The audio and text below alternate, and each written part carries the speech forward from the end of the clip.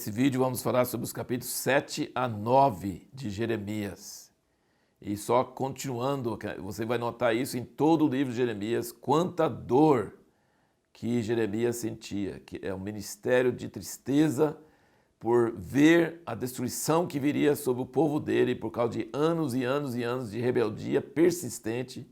Muitas vezes fala nesses capítulos que Deus enviou seus profetas, insistia, falava com eles, tentava suplicar para eles voltarem, eles resistiam, não voltavam de coração. E aí agora finalmente vai ver o juízo, vai ver o cativeiro, vai ver a inversão, né? Quando eles entraram na Terra Prometida com Josué, agora eles vão ser expulsos da Terra Prometida, indo para Babilônia. E a tristeza do profeta sobre isso. Então o capítulo 9, versículo 1 diz: Oxalá a minha cabeça se tornasse em águas e os meus olhos numa fonte de lágrimas, para que eu chorasse de dia e de noite os mortos da filha do meu povo. Tem alguns versículos assim muito fortes que expressam essa tristeza de Jeremias, as emoções de Deus e as emoções de Jeremias. É muito tocante isso, você percebe que é bem diferente do que o ministério de Isaías, apesar do que a mensagem profética, em alguns aspectos, é bem semelhante. Depois nós vamos notar isso mais. Mas veja aqui, por exemplo, no capítulo 6, versículo 20, ele fala: Para que, pois, me vem o incenso de Sabá, ou a melhor cana aromática das terras remotas? Vossos holocaustos não são aceitáveis, nem me agradam os vossos sacrifícios. Você entende isso aí? A mesma Bíblia, o mesmo Velho Testamento, Levítico inteirinho, fala Deus falando para Moisés para eles fazerem holocausto, fazer sacrifício pelo pecado, fazer sacrifício pacífico. E aqui ele fala assim: por que vocês estão me dando holocausto? Eu não gosto, eu não quero seu sacrifício.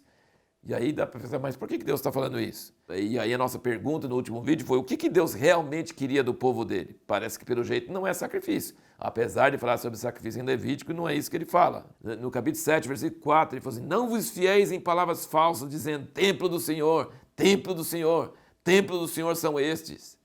Mas se deveres emendardes os vossos caminhos, vossas obras, se deveres executardes a justiça entre o homem e o seu próximo, se não oprimirdes o estrangeiro, o órfão e a viúva, nem derramardes sangue inocente nesse lugar, nem andardes após outros deuses para o vosso próprio mal, então eu vos farei habitar nesse lugar, na terra que deu a vossos pais desde os tempos antigos e para sempre. No versículo 8 ele diz: eis que vos confiais em palavras falsas, que para nada são proveitosas. Está vendo? Doutrinas, briga de palavras, briga de detalhes na teologia. Furtareis vós e matareis, e cometereis adultério, e jurareis falsamente, e queimareis incenso a Baal, e andareis após outros deuses que não conhecestes, e então vireis e vos apresentareis diante de mim, nesta casa que se chama pelo meu nome, e direis: somos livres para praticardes ainda todas essas abominações? Tornou-se, pois, esta casa que se chama pelo meu nome, está falando do templo, uma caverna de salteadores aos vossos olhos? Eis que eu mesmo vi isso, diz o Senhor. Mas ide agora ao meu lugar, que estava em Siló, onde ao princípio fiz habitar o meu nome, e veja o que lhe fiz por causa da maldade do meu povo Israel. Então vamos ressaltar aqui várias coisas, né? Primeiro, que Deus está falando que ele não quer sacrifício, mas ele queria sacrifício em Levítico, né? Que coisa! Então Deus não quer. Então mesmo no Velho Testamento, nós sabemos disso claramente no Novo Testamento, mas no Velho Testamento Deus está falando que o que ele quer mesmo do povo dele não é coisas religiosas, sacrifício, templo, palavras bonitas da lei, escribas, fariseus. Não é isso que Deus quer em primeiro lugar. Essas coisas seriam posteriormente. Mas a coisa principal que ele fala aqui é só a coisa que João Batista depois falou. Ele falou assim: emendar os vossos caminhos, executar justiça, não oprimir o estrangeiro, o órfão e a viúva, não derramar sangue, não ter idolatria, não furtar, não matar, não cometer adultério, não jurar falsamente. E lá em Romanos 2 você vai perceber que Paulo fala isso sobre os judeus. Você faz essas coisas e depois você se acha melhor do que o gentio? Você condena o roubo, você condena o adultério, mas você mesmo faz? Infelizmente, no meio de muitos cristãos, existe pessoas que pregam, que falam, que lideram igrejas e praticam essas coisas. E, assim, é uma hipocrisia, uma religiosidade. E Deus abomina isso. E aí o que ele fala? Vocês estão atrás de dinheiro. Ele fala: a minha casa se tornou covil de salteadores. Jesus cita isso no Novo Testamento, quando ele pegou aquele chicote e tocou as pessoas e disse: vocês fizeram da casa de meu pai, que era para ser casa de oração, vocês fizeram covil de salteadores. Jesus repete essa mesma palavra aqui, que é um lugar de comércio. E ele fala assim: vai lá em Siló, uma dessas viagens que eu fiz em Israel, nós fomos em Siló. Fica na parte palestina lá de Israel, é o lugar onde ficou o tabernáculo no início. Totalmente destruído, nada, zero. Né? Então, assim, nessa época que Jeremias está profetizando, Siló, ficava lá em Efraim, foi rejeitado. Era o lugar onde a glória de Deus habitava, mas foi na época de Eli e dos filhos de Eli. E depois veio Samuel, então a arca saiu de lá, perdeu, e Siló nunca mais, Deus destruiu aquele lugar. E ele falou assim, vocês estão achando que aqui em Jerusalém, o templo que foi feito por Salomão é melhor do que Siló? Olha lá o que eu fiz em Siló, vou fazer aqui também. Porque vocês não estão fazendo o que eu quero. Vocês estão fazendo religiosidade e não estão fazendo as coisas que eu quero, que é justiça, que é generosidade, que é obra social, que é vida, ajudar os pobres. Vocês não estão fazendo essas coisas. Vocês estão praticando coisas erradas, abomináveis, e ainda tirando uma de religioso que usa termos bonitos, que cita a Bíblia.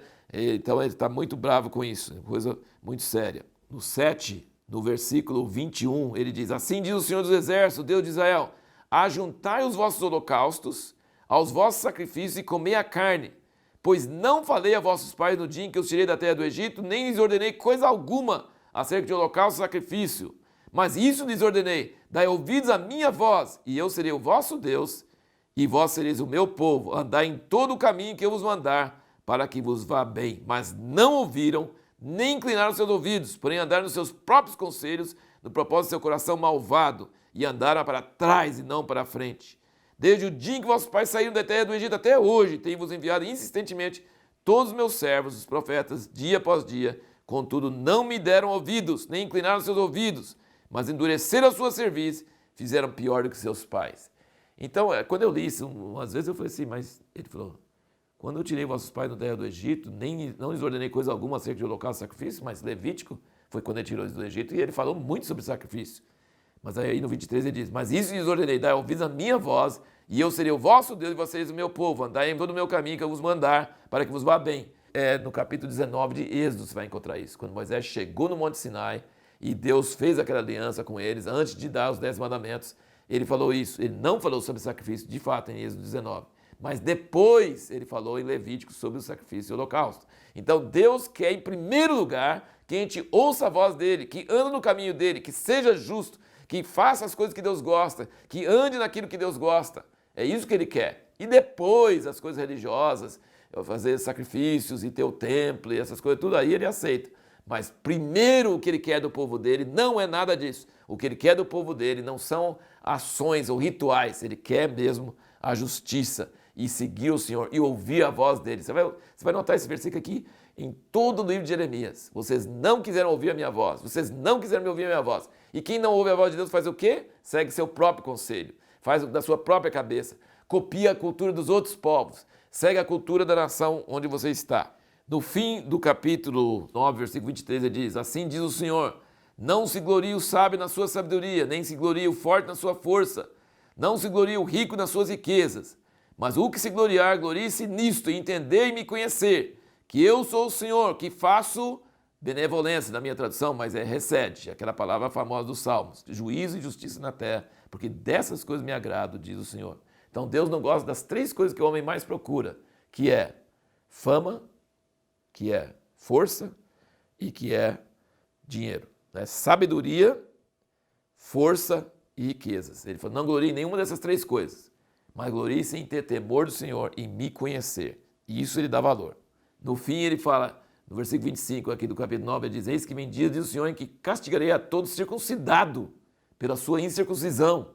Ao Egito, que é incircuncidado, Judá é circuncidado, Edom, incircuncidado, os filhos de Amon e Moabe, todos que cortam os cantos da sua cabeleira e habitam no deserto, pois todas as ações são incircuncisas e toda a casa de Israel é incircuncisa de coração. No capítulo 4, versículo 4, diz, circuncidai-vos ao Senhor e tirai os prepucios do vosso coração. Então, no Velho Testamento está falando sobre circuncidar o coração e não a carne. Eles davam muito valor no sinal da circuncisão na carne, que era sinal que eles eram judeus. Mas ele falou assim, vocês para mim são igualzinhos os outros povos, vocês são igualzinhos os outros. Porque o que eu dou valor é você circuncidar o coração, voltar a Deus de coração, amar a Deus de coração, tirar essa capa suja que cobre o coração, que impede ouvir a voz de Deus. É isso que Deus quer. E a pergunta que nós vamos responder no próximo vídeo é, qual o maior problema de Deus com Israel que mais suscita sua ira? que mais faz ele ficar irado com Israel?